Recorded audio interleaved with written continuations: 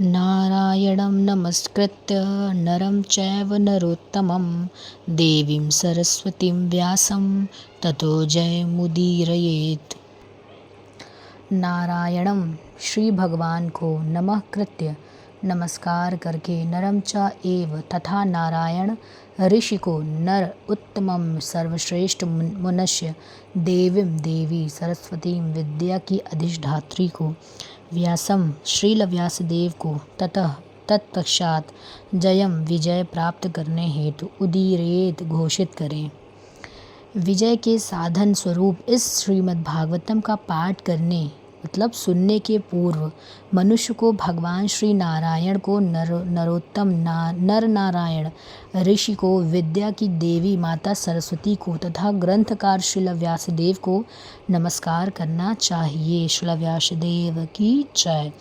तात्पर्य श्रील प्रभुपाद और श्रील प्रभुपाद की जय। संपूर्ण वैदिक साहित्य तथा सभी पुराण इस भौतिक जगत के गहनतम भागों पर विजय प्राप्त करने हेतु हैं। जीव अनादिकाल से भौतिक इंद्रिय तृप्ति के प्रति आसक्त होने के कारण ईश्वर के साथ अपने संबंध को भूल चुका है। इस भौतिक जगत में उसका जीवन संघर्ष अविरत चलने वाला है और इसके लिए कोई योजना बनाकर जीव का इसमें से निकल पाना संभव नहीं है। यदि वह इस अविरत जीवन संघर्ष पर विजय पाना चाहता है तो उसे ईश्वर के साथ अपने नित्य संबंध को पुनः स्थापित करना होगा। जो भी इस प्रकार के निवारक उपाय अपनाना चाहता है उसे वेदों तथा पुराणों जैसे साहित्य का आश्रय लेना होगा। अल्पज्ञानी मनुष्यों का कहना है कि पुराणों का वेदों से किसी प्रकार का संबंध नहीं है, किंतु ये पुराण विभिन्न प्रकार के मनुष्यों के लिए वेदों की पूरक व्याख्याएं हैं।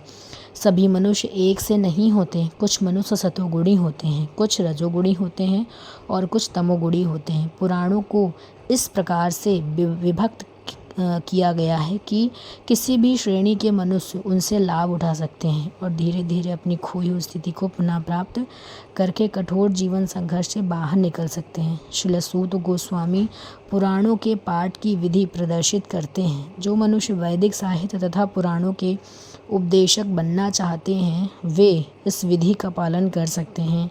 श्रीमद् भागवतम निष्कलंक पुराण है और यह विशेषकर उनके लिए है जो स्थायी रूप से भावबंधन से छूटने की इच्छुक हैं।